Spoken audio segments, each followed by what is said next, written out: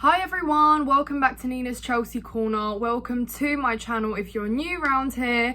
I hope all of you are having a good day, and if you're a Chelsea fan, I hope you have slept off the disappointment from Chelsea Bournemouth yesterday, where we only picked up a point in a 0-0 draw against Bournemouth. Yeah, not ideal and not the way that we wanted things to go. Yeah, we picked up a point, but we easily could have lost. Easily could have been talking about a defeat, and that would have been a whole nother disappointing conversation. But truth is, Robert Sanchez, I know I've criticised him, but credit is deserved there because he really kept us in that game. We could have conceded 2-3 goals, and yeah, it would have been a whole nother conversation. Because yes, we can't score, but at least we didn't concede, and we should have, because Bournemouth created their opportunities. They tested Sanchez.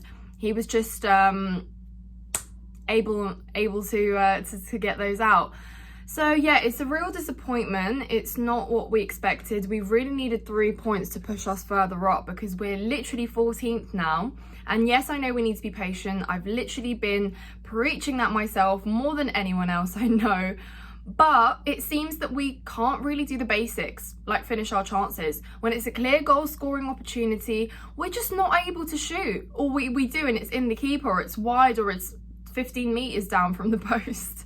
Jackson, what was that? I mean, Sterling himself had a moment like that where I literally wondered if it was a pass or a shot, because it was literally like perpendicular to him himself. So I don't know. It really wasn't a great watch. And to be fair, I was decently surprised by the changes that Pochettino made in terms of, you know, starting Mudryk and not playing Chile as a left wing. I mean, Chilwell didn't start at all. We had Colwell playing as a left back, which, interesting choice. I don't know if we're going to be trying out different players in different positions for the rest of the season, or what Pochettino's got in mind with those tactics, but yeah, it didn't really change much. Although I will give credit to Mudryk, because I think he actually decently tried to make things happen on the pitch when he was there in the first half, and he linked up with Jackson. At times the chemistry just wasn't quite there, and they didn't follow up that pass, that back heel, but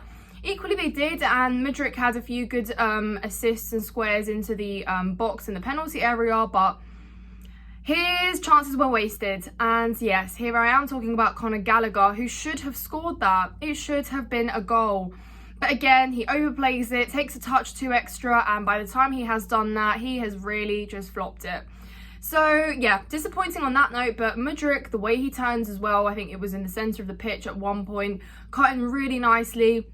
The thing is though, he needs to dribble with his head up more often, because it really prevents him from seeing his options, and when it does come to releasing that ball, he makes a wrong decision and he passes it in the wrong place, or he misses someone that has made that sprint to overlap him, and he really needs to get better at looking up and doing that. And I think that will absolutely come with games. So yes, we started him, but let's start him again against Villa. I know people are going to probably shake their heads at that one, because they're going to say Villa is a must-win game. Yes, Villa is a must-win game, but at the end of the day, we're seeing that things aren't clicking that much with the teams that we're putting out anyway. Why not give a chance to these younger players to start and get into that run of games, get their experience and improve? Because like we saw, he did something. I don't know why Pochettino brought him off, to be honest. Do you guys know? Honestly, like, let me know down in the comments why Pochettino chose to bring Mudryk off.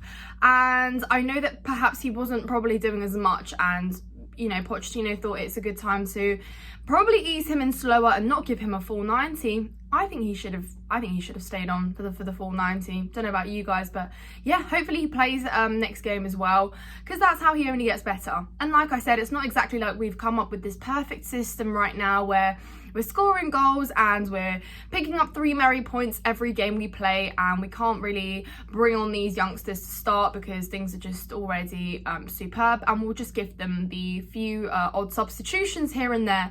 No, start him. Just start him. And anyway, so moving on to the rest of our attacking players, I don't think Jackson had particularly one of his best games. I thought he was pushed off the ball very easily, couldn't quite get his shots off as well as he should have, and I think he was a little bit isolated as well in the first half, and at times he sat too deep for my liking, not where I want my striker to be, in places where balls are getting squared in and they're not really being able to get met by anyone. So yeah, but you know, Jackson's still a young striker. We've brought him in. He, you know, put on some great performances during pre-season and then kind of slowed down as he started in the Premier League, but still I equally think that he needs to build on that to get better. But yes, Sterling as well, just not able to finish a chance, and it's just like so frustrating to see the same thing that disappointed us time and time again last season, where we couldn't finish our dinner, couldn't put a chance away, and it's like, well, we really don't have the basics here, do we? We're not able to score a goal. And I said this in my fan cam on Chelsea Fan TV, you could have given us another half. We still wouldn't have scored. That is how bad it is. And, you know, Bournemouth didn't play a low block like West Ham did and Nottingham Forest did. They didn't. They really did not. They actually challenged us and gave us a good game of football, but we still couldn't break through. Still couldn't find a way to put the shot in the back of the net. And you could argue that Sterling had a great free kick, but again, just unlucky to be scored, and then Levi Colwill is offside. So again, denied a goal. And we're back to the basic conversations. Why can't we score?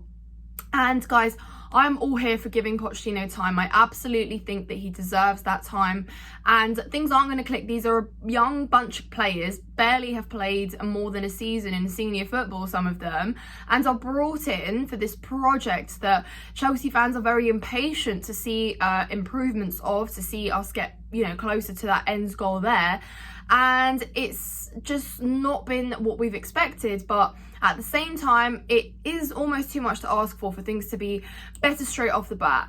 I agree that it needs to get better, and I agree that it's not quite where it needs to be, but I also disagree with a lot of the criticism that fans are addressing towards the players, and I don't think it's going to make the situation better. I think we have to back the players. They're so young, and if you're trying to bring the confidence and the self-esteem of such a young player up, it's not really going to happen by booing them off the pitch at the end of the game. We absolutely do need to criticise, and we need to call them out for where the mistakes are made, but my concern is that I'm all for giving the time. My concern is that we also need results along the way. And that is the most alarming thing, because we have picked up, I think it's 5 points in 15, something like that, which is nowhere near a good enough start in the Premier League. Absolutely not. Especially if you're trying to get back into Europe and you're, you know, trying to crawl further up and challenge teams. It's really not a good enough statistic to have. And like I said, I'm all for the project, but we need to see some results along the way, because when it does come that time of November where we are playing, you know, that run, I don't need to remind you who we're playing in that run, but we really are going to struggle to pick up results there. So yeah, it's a tricky one, guys, because we said, yes, we need to see improvements, and we're all for giving that time to Pochettino to implement his system, but we still have to be able to do the very basics of scoring goals. That's literally it. Yes, Pochettino is here to implement a system and to get these players firing consistently week in, week out, to play, you know, fluid football and to be threatening up front, to have these really smooth transitions from midfield into attack into goal scoring opportunities. But we also need to be able to finish chances from simple goal scoring opportunities. We get punished for it when opposition comes up with those opportunities, yet we can't. So yeah, really, I do understand why a lot of fans were frustrated with yesterday's draw, because it just, yeah, wasn't what we needed. We needed to at least score at 1 or 2, and if it wasn't Sanchez, we conceded 1 or 2 or 3, and that is a completely different conversation. So yeah, really not good enough for me. Enzo looked exhausted, didn't really have a good time in that midfield. Got Conor Gallagher, I think, yeah, was trying to get involved, but again, decision making just really costly. Overthinking it in times where you shouldn't be overthinking it, and we have seen it with Gallagher. You know, yes, he's been great at collecting those balls and breaking up play at the start of the season, but when it comes to that shot, he just doesn't manage it. He just doesn't manage it. And you know, he's wearing the captain armband, so that also asks a lot of questions, really. I don't know. Let me know what your thoughts are in the comments down below, guys. I'm all for backing the boys, and I honestly think that it's too early to get so negative. I know it's not great, but I'm going to repeat myself. This is going to be like Groundhog Day.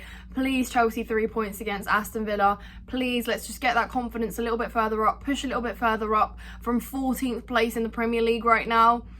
Yeah.